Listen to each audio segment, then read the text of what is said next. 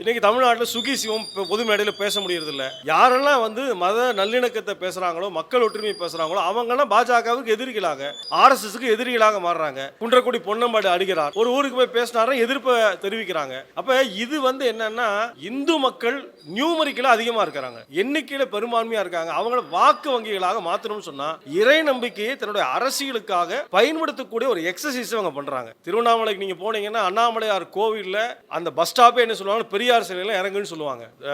ஸ்ரீரங்கத்தில் வந்து பெரியார் சிலை வந்து ஆலயத்துக்கு முன்னாடியே இருக்கு. காலங்காலமாக இதெல்லாம் இருக்கு. கடவுள் நம்பிக்கையும் மத நல்லிணக்கமும் ஆன்மீக நம்பிக்கையாளர்களும் கடவுள் மறுப்பு கொள்கையும் எல்லாமே இருக்கு. ஒரு ஊர்ல வாரியார் முன்னாடி பேசுவார், அடுத்த நாள் போய் பெரியார் பேசுவார். ரெண்டையும் தமிழ்நாட்டு மக்கள் கேட்பாங்க. இதுதான் தமிழகத்தினுடைய அடையாளம், இதுதான் தமிழகத்துடைய பண்பாடு. இன்னைக்கு எச் ராஜா மாதிரி அண்ணாமலை மாதிரி ஆட்கள்லாம் வந்து இந்த குட்டையை குழப்பி அதுல மீன் பிடிக்க முயற்சி பண்றாங்க. நிச்சயமாக ஒருபோதும் நடக்காது. முருகரை பயன்படுத்தி கொண்டு, முருகர் ஒரு தமிழ் கடவுள், அவருக்கு வந்து சமய அடையாளங்கள் கிடையாது. இந்துக்களும் முஸ்லீம்களும் தமிழர்கள் தான், ஒற்றுமையாக இருக்கிறாங்க. வேலை தூக்குனாங்க, ஒன்றும் நடக்கல. இப்போ முருகர் என்கிற அரசியல் அவங்க வந்து முன்னெடுத்து ஆதாயம் அடையலான்னு பார்க்குறாங்க. நிச்சயமாக அவர்களுக்கு எந்த ஆதாயம் கிடையாது. அண்ணாமலை போன்ற ஆட்கள் எல்லாம் பண்ணக்கூடிய இந்த வேலை தூக்குறதோ சவுக்கடி விளையாட்டோ இதெல்லாம் நிச்சயமாக தமிழ்நாட்டில் ஒருபோதும் எடுபடாது. தோல்வியை தளவு போறாங்கிறது உறுதி. இன்னைக்கு ஒரு வழக்கு நீதிமன்றத்துக்கு போய் சிவசேனா போட்டிருக்காங்க. 18 இந்து ஆலயங்களை இடித்து தான் ராமருக்கு ஆலயம் கட்டிருக்காங்க. இப்போ நீங்க ராமருக்கு ஒரு பெரிய கோயில் கட்டுறீங்கன்னா அதே இடத்துல 18 இந்து ஆலயங்களை இடிக்கிறீங்கன்னு கேட்டிருக்காங்க. வழக்கு இன்னைக்கு அயோத்தியா நீதிமன்றங்கள் நடந்து கொண்டிருக்கு. இப்போ கடவுளை இவர்கள் காட்டுவது என்பது மக்களை திசை இருப்பதற்கும் ஒரு சென்சிட்டிவ் பண்றதுக்கும், சென்சிட்டிவ் பாலிடிக்ஸ்க்கு தானே தவிர நிச்சயமாக கடவுளுக்கும் ஆன்மீகத்திற்கும் பாஜகவுக்கும் ஆர்எஸ்எஸ்க்கும் வெகு தூரம் இருக்கு. மக்கள் புரிஞ்சுக்குவாங்க. சார் வணக்கம் சார். திருப்பரங்குன்றம் அமைந்திருக்கக்கூடிய சிக்கந்தர் பாதுஷா தர்காவில் வந்து இஸ்லாமியர்கள் ஆடு கோழி வெட்டக்கூடிய உரிமையை வந்து மறுத்திருக்காங்க. எப்படி பார்க்குறீங்க அதை? இல்லை, காலமாக அங்கே வந்து முருக பக்தர்களும் அந்த சிக்கந்தர் பாதுஷா தர்காவுக்கு போடக்கூடிய பக்தர்களும் ஒற்றுமையாக தான் அந்த மலையில் வந்து 2 வழிபாட்டு தலங்களும் இருக்குது. இப்போ பிரச்சனையை கிளப்பி விட்டுருக்கிறது தமிழ்நாட்டில் ஒரு இந்துத்துவ அரசியலை முன்னெடுத்து ஒரு குறுகிய அரசியல் ஆதாயத்தால் தேர்தலில் வெற்றி பெற முடியுமா அப்படிங்கிற இந்த இந்து முன்னணியும் ஆர்எஸ்எஸ் பாஜக உள்ளிட்ட அமைப்புகள் தான் இந்த பிரச்சனைக்கு அடிப்படை காரணம். அவங்களுடைய நம்பிக்கை அடிப்படையில் அங்கே வழிபடுறாங்க. இந்து மக்கள் முருகர் ஆலயத்தில் தங்களுடைய நம்பிக்கை அடிப்படையில் வழிபடுறாங்க. இது காலங்காலமாக 2 தரப்பு மக்களுக்கும் வழிபாட்டு உரிமையும் நம்பிக்கையும் இருக்கக்கூடிய இடம். இந்த பிரச்சனையை பேசுகிற போது ஒன்று நினைவுபடுத்த வேண்டியிருக்கு. தமிழ்நாட்டில் வந்து ரொம்ப ஆன்மீக சொற்பொழிவாளர்களில் மிக அறியப்பட்ட ஒருவர் வந்து திருமுருக கிருபானந்த வாரியார். அவர்கிட்ட இந்த பிரச்சனை ஒரு முறை கொண்டு போய் கேட்டாங்க. நாம் வந்து கந்தர் மலைன்னு சொல்கிறோம், அவங்க வந்து சிக்கந்தர் மலைன்னு சொல்கிறாங்க, இந்த மலையை அவங்களுக்கு அனுபவிக்க உரிமை இருக்கான்னு கேட்டாங்க. போகிற போக்கில் அவர் என்ன சொன்னார்னா, நம்ம கந்தர்னு கூப்பிடுறோம், கந்தனுடைய தந்தை யார், சிவபெருமான், அவருக்கு இனிஷியல் சீனை வச்சு சிக்கந்தர்னு அவங்க வழிபடுறாங்க, நம்பிக்கையாளர்கள்ட்ட எதுக்கு சர்ச்சை அப்படின்னு இந்த பிரச்சனையை செட்டில் பண்ணிட்டாரு. இப்போ தமிழ்நாட்டில் நீங்கள் பார்த்தீங்கன்னா சுரதானிக்கு ஒரு சிலை வந்து டில்லி சுல்தானுடைய மகள் ஸ்ரீரங்கம் ரங்கநாதர் ஆலயத்துக்குள்ளே இருக்குது. இப்போ பகல் 10ங்கிற அந்த வழிபாட்டில் வந்து லுங்கி தான் வஸ்திரம். அப்போ தாகூர் தர்காவில் பார்த்தீங்கன்னா செட்டி பல்லக்குன்னு இருக்குது. சபரிமலையில் பார்த்தீங்கன்னு சொன்னால் வாபர் சன்னிதானம்னு இருக்குது. இப்போ இந்துக்களும் இஸ்லாமியர்களும் தங்களுடைய வழிபாட்டு நம்பிக்கைகளை மத நல்லிணக்கத்தோடு ஒரு ஒற்றுமையின் அடையாளமாகத்தான் இன்றைக்கி வரைக்கும் பயன்படுத்திட்டு வர்றாங்க. நிறைய உதாரணங்கள் சொல்ல முடியும்.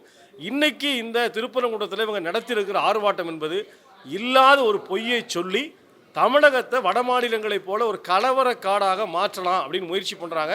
நிச்சயமாக தமிழக மக்கள் முதிர்ச்சியானவர்கள், புத்திசாலிகள், இவர்களுடைய இந்த அரசியல் ஆதாயத்திற்கு இரையாக மாட்டார்கள். மிக நிச்சயமாக அவர்களை தனிமைப்படுத்துவார்கள். தமிழகத்தில் வலுவான மத நல்லிணக்கமும் மக்கள் ஒற்றுமையும் தொடரும். இவர்களை நாம் தோற்கடிப்பது என்பது காலத்தின் அவசியம், கட்டாயம். எச் ராஜா அவர்கள் என்ன சொல்றாரு அப்படின்னா, திருப்பரங்குன்றம் மலை என்பது இந்து மக்களுக்கானதுன்னு சொல்றாரு. அப்படி பார்க்குறீங்க? இல்லை, அது அவருக்கு என்ன வரலாறு தெரியும்? நீங்கள் எச் ராஜாவுக்கோ இன்றைக்கி இருக்கிற அண்ணாமலைக்கோ அல்லது வந்து காடேஸ்வரா சுப்பிரமணியம் இந்த போராட்ட தலைமையேற்று நடத்துகிறாரு, இவங்களுக்கெல்லாம் தமிழகத்தினுடைய மக்கள் ஒற்றுமை மத நல்லிணக்கம் என்கிற வரலாறு எப்படி தெரியும்? அப்படின்னா திருமுருக கிருபானந்த வாரியார் சொல்கிறத வந்து இவங்க மறுக்கிறாங்களா? இல்லை அவரை விட வந்து ஒரு ஆன்மீகத்தில் இவங்க வந்து மக்களை ஒற்றுமைப்படுத்தக்கூடிய அளவிற்கு இவங்களுக்கு முதிர்ச்சி இருக்கா? இன்றைக்கி தமிழ்நாட்டில் சுகி சிவம் பொது மேடையில் பேச முடியறதில்ல. யாரெல்லாம் வந்து மத நல்லிணக்கத்தை பேசுகிறாங்களோ, மக்கள் ஒற்றுமையை பேசுகிறாங்களோ, அவங்கெல்லாம் பாஜகவுக்கு எதிரிகளாக, ஆர்எஸ்எஸ்க்கு எதிரிகளாக மாறுறாங்க. குன்றக்குடி பொன்னம்பாடு அடிக்கிறார், ஒரு ஊருக்கு போய் பேசினாரா எதிர்ப்பை தெரிவிக்கிறாங்க. அப்போ இது வந்து என்னென்னா, இந்து மக்கள் நியூமரிக்கலாக அதிகமாக இருக்கிறாங்க, எண்ணிக்கையில் பெரும்பான்மையாக இருக்காங்க. அவங்கள வாக்கு வங்கிகளாக மாற்றணும்னு சொன்னால் இறை நம்பிக்கையை தன்னுடைய அரசியலுக்காக பயன்படுத்தக்கூடிய ஒரு எக்ஸசைஸை அவங்க பண்ணுறாங்க. இது வன்மையாக கண்டிக்கத்தக்கது. பக்தர்கள் வந்து இவங்களை எச்சரிக்கையோடு இவங்களை அணுகணும். இவங்ககிட்ட இருந்து பக்தர்கள் விலை நிற்கணும். நம்பிக்கை என்பது காலங்காலமாக இருக்குது. திருவண்ணாமலைக்கு நீங்கள் போனீங்கன்னா அண்ணாமலையார் கோவிலில் அந்த பஸ் ஸ்டாப்பே என்ன சொல்லுவாங்க, பெரியார் சிலையெல்லாம் இறங்குன்னு சொல்லுவாங்க. ஸ்ரீரங்கத்தில் வந்து பெரியார் சிலை வந்து ஆலயத்துக்கு முன்னாடியே இருக்குது. காலங்காலமாக இதெல்லாம் இருக்குது. கடவுள் நம்பிக்கையும் மதநன்னினுக்கும் ஆன்மீக நம்பிக்கையாளரும் கடவுள் மறுப்பு கொள்கையும் எல்லாமே இருக்குது. ஒரு ஊரில் வாரியார் முன்னாடி பேசுவார், அடுத்த நாள் போய் பெரியார் பேசுவார். ரெண்டையும் தமிழ்நாட்டு மக்கள் கேட்பாங்க. இப்போ இதுதான் தமிழகத்தினுடைய அடையாளம், இதுதான் தமிழகத்துடைய பண்பாடு. இன்றைக்கி எச் ராஜா மாதிரி அண்ணாமலை மாதிரி ஆட்கள்லாம் வந்து இந்த குட்டையை குழப்பி அதில் மீன் பிடிக்க முயற்சி பண்ணுறாங்க. நிச்சயமாக அது ஒருபோதும் நடக்காது. தமிழ்நாட்டு மக்கள் ஒற்றுமையாக இருப்பாங்க. இவர்களை ஓட ஓட விரட்டுவாங்க. நாடாளுமன்ற தேர்தலே பார்த்தோம், 40க்கு 40 காலியானாங்க. நிச்சயமாக அடுத்தடுத்து வரக்கூடிய இவங்க நோக்கம் என்பது தேர்தல் அரசியல் தான். அதில் வந்து அவங்க தனிமைப்படுவாங்கிறது ரொம்ப உறுதி. இந்துக்களுடைய புனித இடமான அந்த குன்றத்தூர் மலை திருப்பரங்குன்ற மலையில் அசைவம் வந்து சமைக்கக்கூடாதுன்னு சொல்கிறாங்க. அது வந்து இவங்க இட்டுக்கட்டி முன்னெடுக்கிற ஒரு போலியான பிரச்சாரம். இது வரைக்கும் நீங்கள் அந்த மலையில் என்ன நம்பிக்கை இருந்ததோ, என்ன பண்பாடு இருந்ததோ, என்ன வழிபாட்டு முறை இருந்ததோ, அதை தான் இன்றைக்கி வந்து 2 பேரும் பயன்படுத்துகிறாங்க. அதான் 2 பேரும் ஃபாலோ பண்ணுறாங்க. இல்லாத ஒரு பிரச்சனையை இவங்க புதுசாக உருவாக்குறதுங்கிறது என்ன காரணம்னு சொன்னால், தனக்கு ஏதாவது ஒரு தேர்தல் அரசியல் ஆதாயம் வருமாங்கிறதுக்காக பொய்யை சொல்லுவது.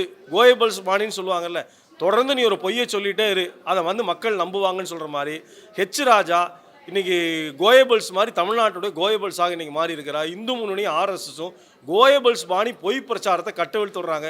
நிச்சயமாக தமிழக மக்கள் மத்தியில் அது எடுபடாதுங்கிறது, தனிமைப்படுவாங்கிறது ரொம்ப உறுதி. தொடர்ச்சியாக வந்து அண்ணாமலை வந்து முருகனுக்கு வந்து பாத யாத்திரை போனார். தொடர்ச்சியாக ஆர்எஸ்எஸ் பிஜேபி வந்து முருகனை கையில் எடுக்கிறதுக்கான காரணம் என்ன? அதாவது இவங்களுக்கு வந்து கடவுள் நம்பிக்கை என்பது ஓட் பேங்க் பாலிடிக்ஸ் தான். இப்போ நீங்கள் நாடாளுமன்ற தேர்தலில் வந்து உத்தரப்பிரதேசத்தில் 30 இடங்களில் பாஜக தோக்குது. முதல்ல தேசிய ஜனநாயக கூட்டணி கூட்டத்தில் என்ன பண்ணுறாரு, ஜெய் ஜெகநாத்னு சொல்கிறாரு. தேர்தல் வரைக்கும் ஜெய் ஸ்ரீராம் சொல்லிட்டு இருந்த மோடி உத்தரப்பிரதேசத்தில் ராமர் கைவிட்ட பிறகு இன்றைக்கி ஜெய் ஜெகநாத்னு சொல்கிறாரு. முருகரை பயன்படுத்தி கொண்டு, முருகர் ஒரு தமிழ் கடவுள், அவருக்கு வந்து சமய அடையாளங்கள் கிடையாது, இந்துக்களும் முஸ்லீம்களும் தமிழர்கள் தான், ஒற்றுமையாக இருக்கிறாங்க, வேலை தூக்குனாங்க, ஒன்றும் நடக்கலை. இப்போ முருகர் என்கிற அரசியல் அவங்க வந்து முன்னெடுத்து ஆதாயம் அடையலான்னு பார்க்குறாங்க. நிச்சயமாக அவர்களுக்கு எந்த ஆதாயம் கிடையாது. அண்ணாமலை போன்ற ஆட்களெல்லாம் பண்ணக்கூடிய இந்த வேலை தூக்குறதோ சவுக்கடி விளையாட்டோ இதெல்லாம் நிச்சயமாக தமிழ்நாட்டில் ஒருபோதும் எடுபடாது. தோல்வியை தளவு போகிறாங்கிறது உறுதி. இன்னைக்கு இந்து முன்னணி நடத்தின ஆர்ப்பாட்டத்தில் வந்து 1000க்கும் மேற்பட்ட மக்கள் வந்து பங்கெடுத்திருக்காங்க. எப்படி பார்க்குறீங்க? நீங்கள் மக்களுடைய உணர்வை கிளப்பி விடுவது, அதன் மூலமாக கூட்டத்தை திரட்டுறதுங்கிறது தான் பாஜகவினுடைய பாணி. இப்போ நீங்கள் வந்திருக்கிற எல்லாருக்கும் கடவுள் நம்பிக்கை இருக்குது. ஆனால் எல்லாரும் ஆர்எஸ்எஸ் உடைய சித்தாந்தத்தை ஏற்றுக்கொண்டிருக்கிறார்களா அப்படின்னா நிச்சயமாக ஏற்றுக்கொள்ள மாட்டாங்க. ஒரு பொய்யை சொல்கிறது, ஒருவேளை வந்து இந்த முருகன் ஆலயத்துக்கு ஏதாவது பிரச்சனை வந்துடும் அப்படின்னு சொன்னாங்கன்னா இயல்புலேயே பக்தர்கள் வந்து ஒரு சென்சிட்டிவ் ஆவாங்க, உணர்ச்சி வசப்பட்டு வருவாங்க. இவங்களே தான் வந்து குஜராத்தில் இப்போ ராமர் கோயில் கட்டியிருக்கிறாங்க. இன்றைக்கி ஒரு வழக்கு நீதிமன்றத்துக்கு போய்க்கு சிவசேனா போட்டிருக்காங்க. 18 இந்து ஆலயங்களை இடித்து தான் ராமருக்கு ஆலயம் கட்டியிருக்கிறாங்க. இப்போ நீங்கள் ராமருக்கு ஒரு பெரிய கோயில் கட்டுறீங்கன்னா அதே இடத்துல 18 இந்து ஆலயங்களை இடிக்கிறீங்கன்னு கேட்டிருக்கிறாங்க. வழக்கு இன்றைக்கி அயோத்தியா நீதிமன்றங்கள் நடந்து கொண்டிருக்குது. இப்போ கடவுளை இவர்கள் காட்டுவது என்பது மக்களை திசை திருப்பதற்கும் ஒரு சென்சிட்டிவ் பண்ணுறதுக்கும் சென்சிட்டிவ் பாலிடிக்ஸுக்கு தானே தவிர நிச்சயமாக கடவுளுக்கும் ஆன்மீகத்திற்கும் பாஜகவுக்கும் ஆர்எஸ்எஸுக்கும் வெகு தூரம் இருக்குது. மக்கள் புரிஞ்சுக்குவாங்க. நன்றி.